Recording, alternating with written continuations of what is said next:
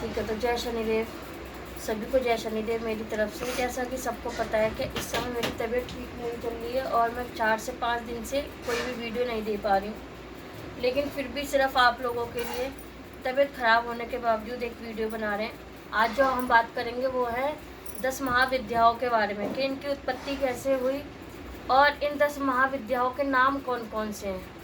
ठीक है, तो जैसे कि हम सब लोग जानते हैं कि शंकर भगवान की जो पत्नी थी, पहली पत्नी, उनको पहली पत्नी भी कह सकते हैं या माता का जो पहला जन्म है वो कह सकते हैं, वो है माता सती।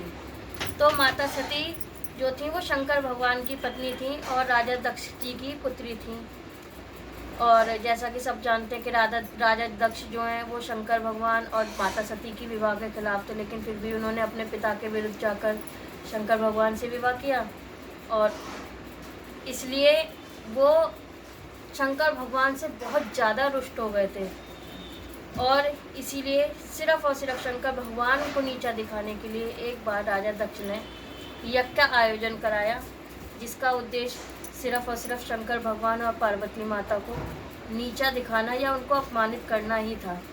इसीलिए उन्होंने शंकर भगवान को छोड़कर या शिव भगवान को और सती माता को छोड़कर बाकी सभी देवी देवताओं को बुलाया और अपने यज्ञ में सबको आमंत्रित किया सिवाय शंकर भगवान के और सती माता के।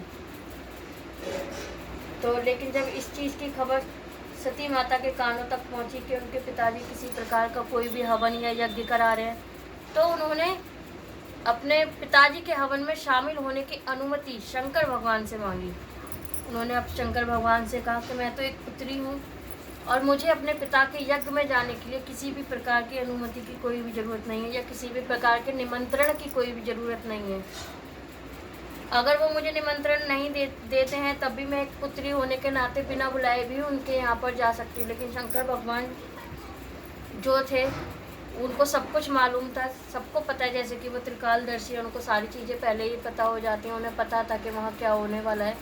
इसलिए शंकर भगवान ने माता सती को वहाँ जाने से मना कर दिया और उन्हें सलाह दी कि आप वहाँ ना जाएं, बिना बुलाए किसी के भी यज्ञ में या किसी भी प्रकार के आयोजन में शामिल नहीं होना चाहिए। लेकिन माता सती जो है वो गुस्से में आ गई और उन्हें ये लगा कि शंकर भगवान जो है उन्हें एक साधारण महिला या अज्ञानी महिला समझ रहे हैं, ना कि एक ब्रह्मांड की माता के रूप में जानते हैं या उनको मान रहे हैं। तो इसीलिए सिर्फ और सिर्फ शंकर भगवान को दिखाने के लिए माता सती ने एक अद्भुत रूप धारण किया, एक दिव्य रूप धारण किया। ठीक है, उनके इस दिव्य रूप को देखकर संपूर्ण ब्रह्मांड स्तब्ध का स्तब्ध रह गया। खुद शंकर भगवान जब उन्होंने भी उनका वो स्वरूप देखा तो वो भी स्तब्ध रह गए।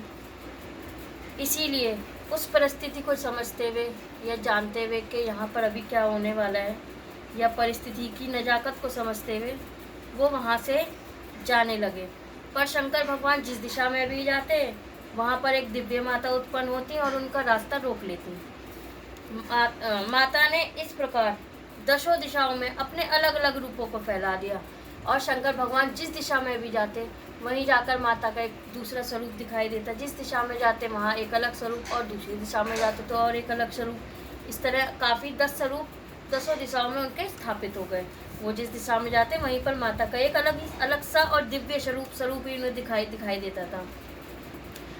और इस तरीके से वो उन दिशाओं को पार करने में भी असमर्थ हो गए और वे उस मार्ग को, क्योंकि माता ने उनके सारे के सारे मार्गों का अवरुद्ध कर दिया। उन जो माताएं जो थी जिन्होंने वो 10 दिशाएं अवरुद्ध की थी, उन 10 दिशाओं को ही 10 महाविद्याएं, उन 10 दिशाओं को रोकने वाली माताओं को ही 10 महाविद्या के रूप में जाना जाता है। ठीक है, लेकिन जैसा कि सब जानते हैं कि फिर शंकर भगवान ने अपनी मर्जी के विरुद्ध जाकर ही सही, लेकिन हाँ उनको उस अनुमति दी माता को जाने की। और जब वो वहाँ गई तो सब जानते हैं कि क्या हुआ उसके बाद माता के साथ में। ठीक है, तो अब बात करते हैं हम उन 10 विद्याओं के 10 नामों की। तो पहली जो महाविद्या मानी जाती है वो है माता काली। ठीक है, इन्हें कौशिकी भी कहा जाता है या इन्हें काली माता कह लो, चंडी माता कह लो। ठीक है, तो इनका एक नाम कौशिकी भी है और इन्हें इस रूप में भी पूजते हैं, लेकिन सबसे ज़्यादा इन्हें काली माता के रूप में ही पूजा जाता है। ठीक है। दूसरी है हमारी तारा माता। जैसा कि हर कोई जानता है कि तारा माता की साधना करना बहुत ही कठिन है। इनकी साधना करने से लोगों को धन्य धान, सुख संपत्ति और वैभव प्राप्त होता है, इसीलिए लोग इनकी साधना करना चाहते हैं। ठीक है। तीसरी जो हमारी माता होती है वो है हमारी माता षोडशी। इन्हें त्रिपुर सुंदरी भी कहा गया है। चौथी माता हमारी भुवनेश्वरी हैं। इन्होंने दुर्गम नामी दैत्य का वध किया था, इसीलिए इन्हें दुर्गा माता भी कहा जाता है, या इन्हें शाकंभरी माता भी कह सकते हैं। और हमारी जो पांचवी माता होती हैं इन्हें भैरवी हैं। जिस प्रकार शंकर भगवान का रौद्र रूप काल भैरव है, इसी प्रकार सती माता का रौद्र रूप जो है वो भैरवी माता है। और छठी माता जो हमारी होती हैं वो है माता छिन्नमस्तिका। इन्हें प्रचंड चंडिका भी कहते हैं। सब जानते हैं कि इनके खुद के हाथों में अपना खुद का ही शीश है, तो इसीलिए इन्हें छिन्नमस्तिका भी कहते हैं। और हमारी जो सातवीं माता है धूमावती माता, ये ज़्यादातर काली विद्याओं में या लोगों को वश में करने के लिए या मलिन क्रियाओं के लिए या तांत्रिक क्रियाओं के लिए, इस प्रकार की क्रियाओं में धूमावती माता का बहुत ज़्यादा उपयोग होता है। आठवीं आती है हमारी बगलामुखी माता। जैसा कि सब जानते हैं कि इनका एक नाम पीताम्बरा भी है। इन्हें स्तंभन की देवी कहा जाता है। इनका काम है आपके कोर्ट कचहरी के काम निपटाना, इसलिए लोग इनकी साधना करते हैं ताकि उनके कोर्ट कचहरी के काम निपटे, गृह कलेश ख़त्म हो, लोगों को वशीकरण कराना है, या जो भी काम जिस तरीके के होते हैं, गृह कलेश है और वशीकरण है, या किसी को अपने वश में करना है, या कोई काम जैसे आपका नहीं बनता, उस काम को अगर आप बनाना चाहते हैं तो उसके लिए आपको बगलामुखी माता की साधना करनी पड़ती है। और नौवीं हमारी मातांगी माता हैं। ये सरस्वती माता का तांत्रिक स्वरूप भी इन्हें कह सकते हैं, और इन्हें देवी मातांगी भी कह सकते हैं। ठीक है। 10वीं हमारी जो सबसे आखिरी माता है वो है कमला माता। इन्हें तांत्रिक लोग लक्ष्मी माता भी कहते हैं।